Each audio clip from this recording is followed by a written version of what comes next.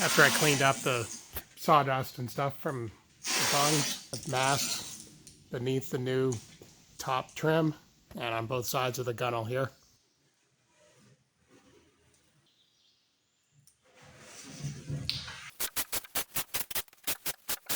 I've gone with 2 layers of tape underneath.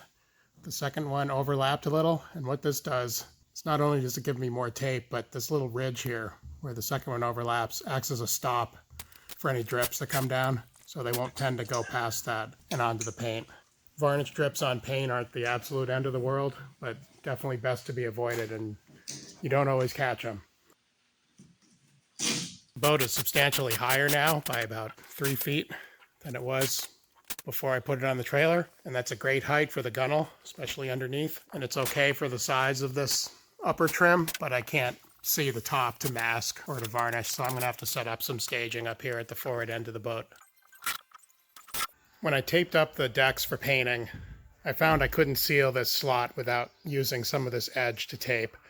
So I've now got this exposed plywood edge that's unpainted below the combing. If that was painted, I would be fine with it and I would leave it alone, but I wasn't able to do that. So I've milled some trim.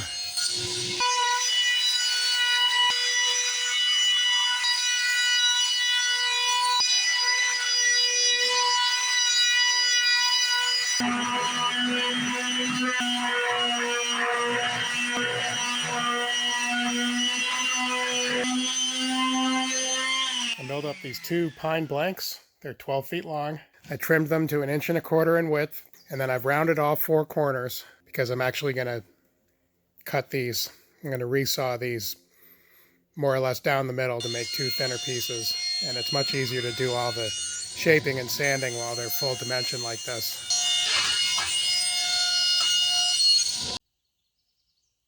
And this is what I ended up with for the inside of the birdwatcher slot. They're about 1/4 inch thick, rounded on 2 sides, sanded smooth on this side, so this will just go up and cover that plywood edge, and I'll just paint these.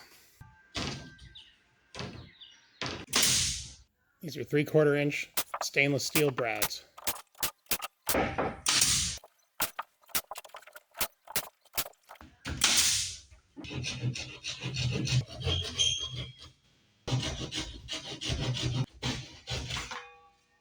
So with these long pieces of trim inside the slot, those are done, except for paint. I've finished off a couple other, well, not finished, but I've milled some pieces of trim for the companionway edges to hide the plywood and the pine behind it, and also at the top of the bulkhead here to cover that deck edge where this overlaps. This stuff's not fancy, it's just pine. I'll clean up these places when I actually install it, and little sanding and so forth to clean those up. And I'm also going to trim a little angle here between these 2 points. But this is all ready to be fitted. I'm awaiting some sealant because I'm just going to brad and seal these in place, especially along these edges where they overlap.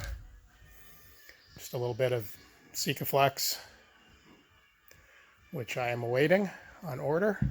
I also need that for when I install the engine, which is going to happen soon, I hope. So this is just a simple rabbet piece made out of pine. And I'll paint it to match this. I'm going to take them off now and get some primer on there before installation, since I can't install them right away. But I'm just looking to finish off this punch list, and I need these pieces in place for the canvas to finish up the canvas work. So this is the trim that finishes off the deck here and the companionway. It's just basic pine trim that I milled with a little rabbet. Overlaps the edge. This is primed, and I've installed it with some sealant at the edges. And then it's just installed with some stainless brads. Easy peasy. And then this will get a couple coats of white paint over the top. Just 1 part white paint that I have. And up here where these various pieces come together, I've just used a little sealant to create a smooth transition between them. I've got this on both sides. And that pretty much completes the trim in the boat. I needed this in place for the final canvas work to get started. So here we are. I'll get it painted in due course along with these pieces that I put inside the slot. And at some point I'll do some kind of trim over this bulkhead edge, but right now I don't care about it. No trim on the bottom edge, that's painted. You'll think this is goofy, I'm sure, but I keep stumbling over that friggin' thing. So I'm going to put some caution tape on there. I just want a constant reminder that it's there. And the same with this lower threshold up here at the next bulkhead. That one hasn't been a problem for me, but this one I must hit that with my shoe every single time. It's getting tiresome. To finish off the new trim, I masked around and then painted 2 coats of a semi-gloss white enamel, one part. So these pieces were primed before installation, and then now they have 2 coats of the semi-gloss white. And it's not going to match the surrounding gloss white exactly. That's okay. This is trim, and I'm totally happy with this. So when that dries, I'll pull the tape, and that'll be done. I just painted the edges of this bulkhead, what is this, 9.5? These may get trim at some point, but for now I've just painted the plywood edge. Good enough. It's inside the boat. Trim is done. I've unmasked, and this painted trim is all done. And that is the last trim on the boat. A couple coats of semi-gloss white. 1 part paint on these slot pieces and around the companionway and across the bulkhead at the top of the deck. And my caution tape across the bottom of the threshold. I really didn't want any more varnish on this boat. It's already more than I probably should have. So I went with this, and looks good. Moving on. So there's the trim all painted. So in discussing a cover for this slot with my canvas guy, we batted around a few ideas. It's going to need some support to keep it from pooling. It's just going to be canvas. I don't want anything hard or permanent. Not for how I'm using the boat. I just want to keep water out of the forward part of the boat. There were a few options to support it. One was support poles, which are fine, but they're kind of a pain in the neck. And the other was some sort of a framework or bows or something, and we threw around a few ideas on that. He hates those. You've probably seen those little rectangular brackets into which you're supposed to slide a batten, and that forces it up into a bow. But those can be very tough to get the battens in and out of, and he hates them. And getting a bow to flex as much as we need over such a short distance would be a challenge. So his idea, which I adopted, was that I laminate some arches out of very thin wood and come up with something approximately 1/4 inch thick and arched about 3 inches from straight across. So 3 inches tall in the center. And this is about 24 inches wide, this opening. And I thought that sounded like a good idea, and we're going to semi-integrate them into the cover. So that left me with the task of coming up with some laminated arches in relatively short order so that he can come back and pattern this and then build it. So this is the start of my laminated arches. I've got 9 pieces, roughly 1/8 of an inch thick. They're very, very flimsy. But the idea is I'll cut these in half. That'll give me enough for 4 arches.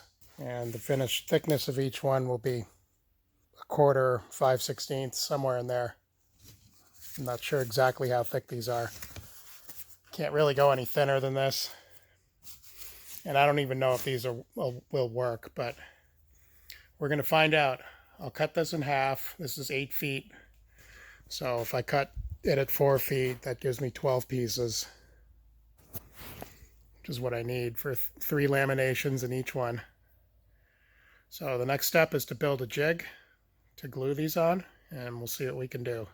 So this is the arc I've scribed for the laminated beams that'll go over the top of the slot to support the canvas. And it's fairly extreme. It's 3 inches tall in the middle, and I've created the shape by using this method that's described in, among other places, Larry Party's Details of Hull Construction book. And I've created a 3-inch arc here, or an arc at, this is the center, so a 3-inch radius. And I divided the arc in two, and that's easily done by just using the compass from one point. I'm sorry, I divided it in three at the top and the edge points. And if you put the compass on there, it divides this arc into equal parts. And I've also divided the baseline into equal parts. And then these lines here, these represent the heights of the arc at also equal points. So these are 4.5 inches apart. This is 13.5 inches from here to here. It's 27 inches from outside to outside of these beams on the slot. And so this height here is the same as this, which is 2 13/16. This height is the same as this, which is 1 3/4. This is a method for laying out deck beams, that sort of thing, rather than just kind of an arc of a circle. And that gives me all these points through which I could then run a batten and create this arc. I could go into way more detail on this, but that's the basics. If you want to know more, read the source I mentioned. And now I'll glue some blocks on here so that I can clamp pieces along this line and glue it up.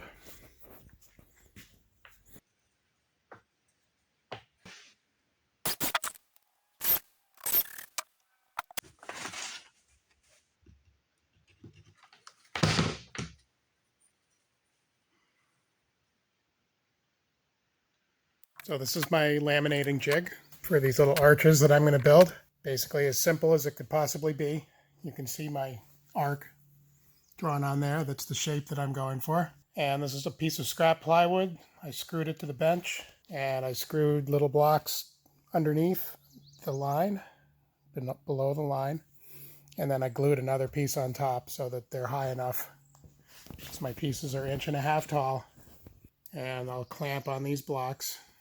I thought these were all the same length. They should have been even on the back side too for clamping purposes, but I'll make it work. But I've got them at each of my marks, and these pieces will just follow that line all the way around.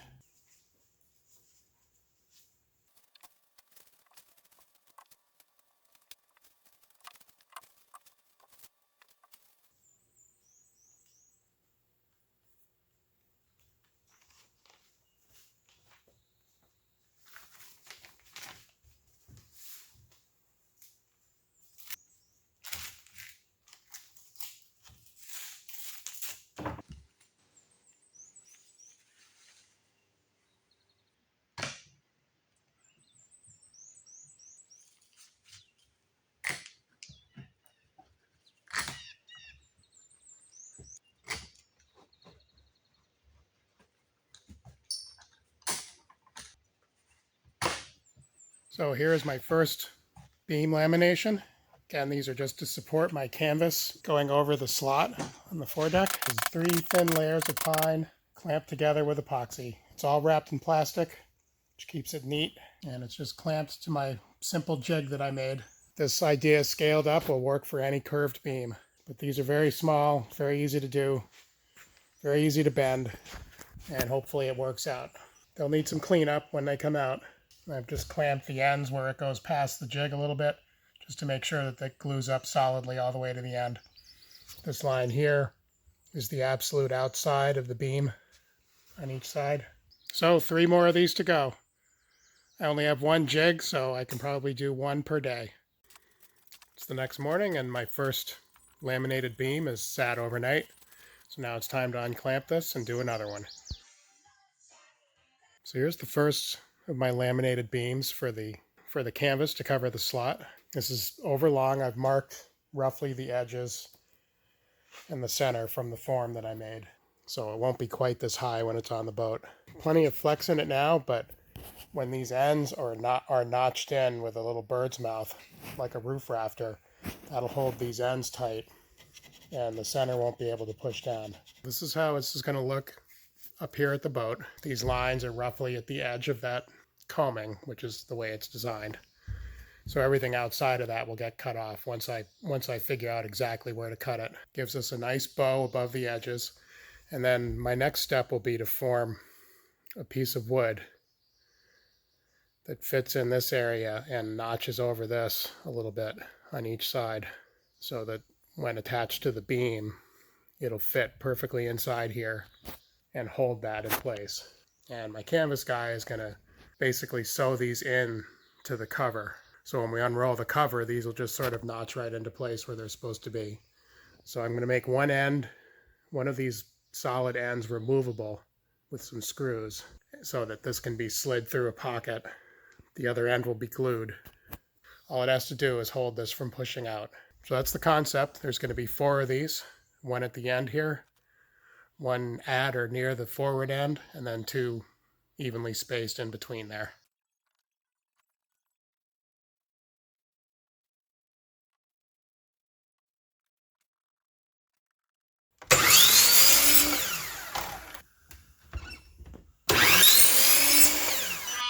So 4 days later, here are my 4 laminated beams to support the canvas over the slot.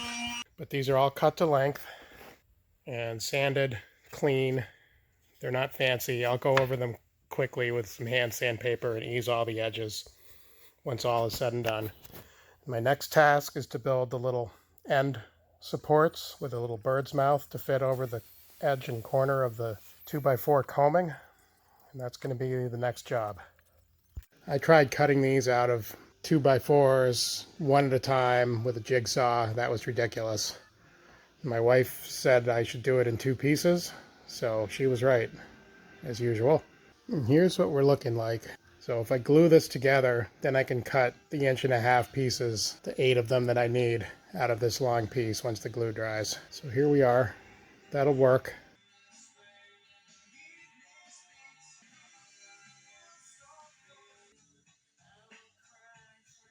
Here's my assembly for the ends of these laminated beams.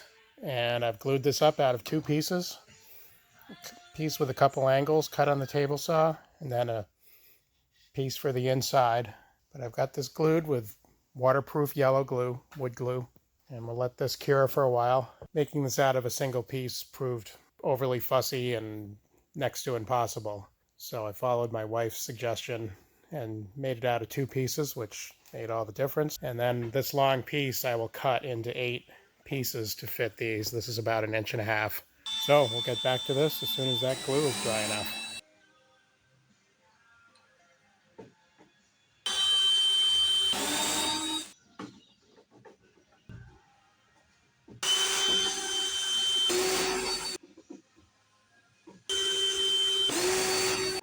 So here is the final iteration of these little supports for this canvas. Got this little arrangement here. It fits over the combing on both sides, and this fits fairly tightly between. So when you put just a little pressure on it, it pushes that out. So when the cover's on, it should just kind of push those out and hold it. And these are attached with screws, at least at the moment. We need one end to be removable, which is where the screws come from. But I did both ends with screws to start, just to hold things in place. This is the first of 4, and I'm going to do 1 up near the bow and 2 in the middle, evenly spaced.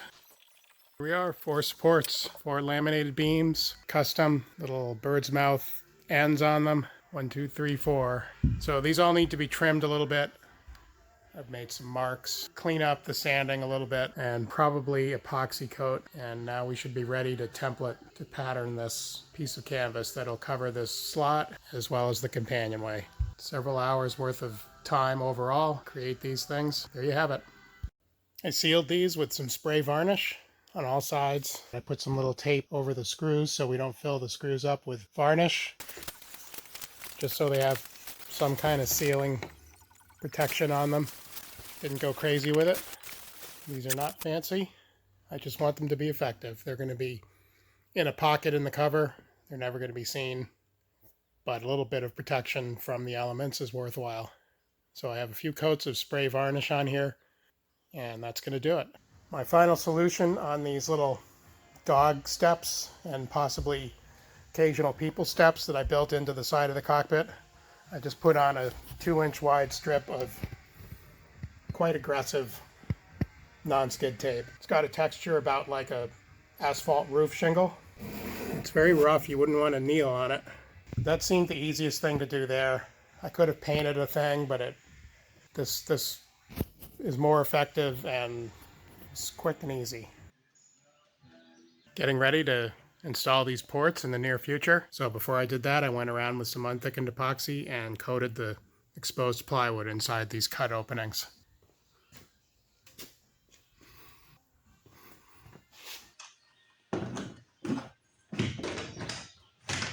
So to install these ports, I started by inserting the port body itself from the inside. And then from inside, I drilled all these holes. There's 10 holes in each port. I used a number 23 drill bit, which is one of the sizes recommended for use with a 1024 tap. So once I had all the holes drilled, of course, these line up port body and they line up trim ring on the outside. So then from outside, I used a 1024 tap and cut threads into all of these holes. And then I used a little countersink and created this little countersink that you see. And that just holds a little bit more sealant right around the fastener. I'm gonna bed these from the outside only. Put a nice bead along here, good bead all around the fastener locations. Make sure we get good squeeze out all around. If you bed the interior part of the port, then any water that comes through might not make its way all the way through. This way, if I do get a leak, it'll show up on the inside more quickly than it might otherwise. And I'm not expecting them to leak, obviously, but that's the thought process. But it is important to get good sealant in here, and of course at all the fastener locations. So these trim rings will be well bedded. I'm using Skiff 291 LOT, long open time. This happens to be black. I actually thought I ordered white, but I got black, and since the ports are black, I'm gonna go with it. I don't think 10 was quite enough. It's one thing about ports is they always seem to have so many screws. I'm putting the nuts on before I clean up outside because I want to make sure this port is pulled in tight so that when I clean up around the spigot on the outside, I know that I've got all the squeeze out.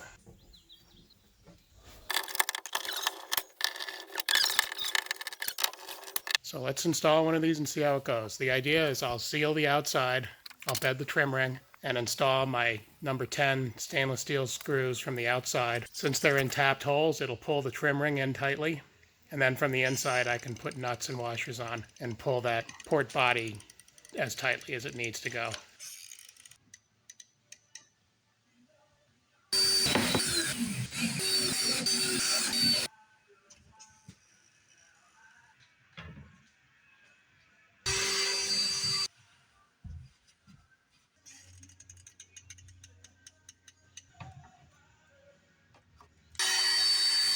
Ports are in. It's really the last weatherproofing thing that I have to do to this boat, other than the canvas, which is underway. I think those look pretty good. I thought about painting them. Somebody suggested that. Paint them with bronze paint, spray paint. I didn't want to get into painting this whole thing.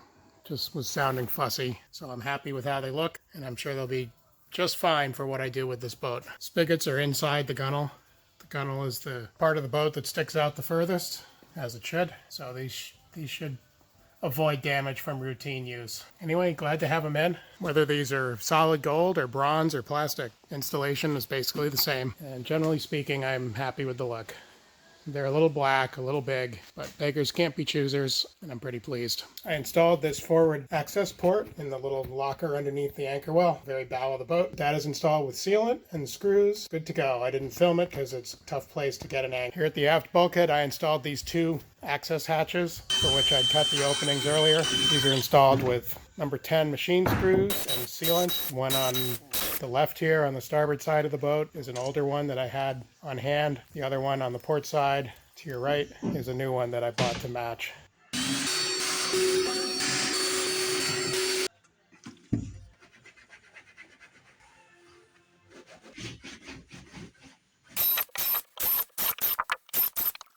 And those just give a more finished appearance to those openings that give me access into the quote bilge area